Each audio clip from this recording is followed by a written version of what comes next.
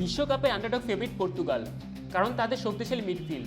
আর এই শক্তি দিয়ে বিশ্বকাপ জিততে মরিয়া কখনো সোনালী স্বপ্নের স্বাদ না পাওয়া ক্রিস্টিয়ানো রোনালদোর দল।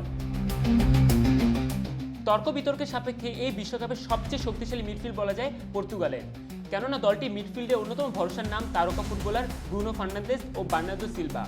দুজনই খেলছেন Premier League club Manchester United ও ম্যানচেস্টার সিটির হয়ে,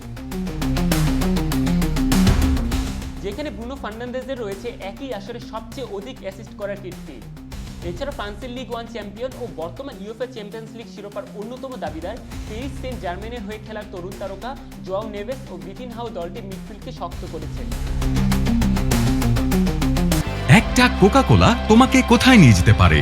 এইবার কোক খাও, সঠিক উত্তর দাও, ফিফা ওয়ার্ল্ড কাপে যাও, জিতে নাও ফিফা ওয়ার্ল্ড কাপ 26 এর ম্যাচ টিকেট, ফ্লাইট ও থাকার ব্যবস্থা, আরো অনেকগুলো সারপ্রাইজেস। আজই একটা কোক নিয়ে নাও। রক্ষণভাগও মোটামুটি বেশ শক্ত অবস্থানে আছে পর্তুগালের। দলটির গোলবারের অন্যতম ভরসার নাম দিয়েগো কস্তা। এছাড়া রুবেন দিয়াসকে কেন্দ্র করে গড়ে উঠেছে দলটির ডিফেন্স লাইন। তার সঙ্গে থাকার দারুণ সম্ভাবনা আছে দিয়েগো ডালোস ও নুনো মেন্ডেসের। নুনো মেন্ডেস ইতিমধ্যেই পিএসজির হয়ে ইউএসএল এ দারুণ সময় কাটাচ্ছেন। দলটির আক্রমণ ভাগের অন্যতম বড় নাম ক্রিস্টিয়ানো রোনালদো। 41 বছর বয়সী এই মহাতারকা এখনও সৌদির প্রো লিগে নিজ ক্লাব আল হিলালের হয়ে গোল করে যাচ্ছেন, দলে ইতিবাচক প্রভাব রাখছেন। তাকে সঙ্গ দেওয়ার জন্য আছেন সেন্টার ফরওয়ার্ডে গনসালো রামোস ও রাইট উইঙ্গার পেদ্রো নেটো। তরুণ ও অভিজ্ঞদের এই মিশ্রণ নিয়ে বিশ্বকাপ 2026-এর শিরোপার স্বপ্ন দেখছে পর্তুগাল।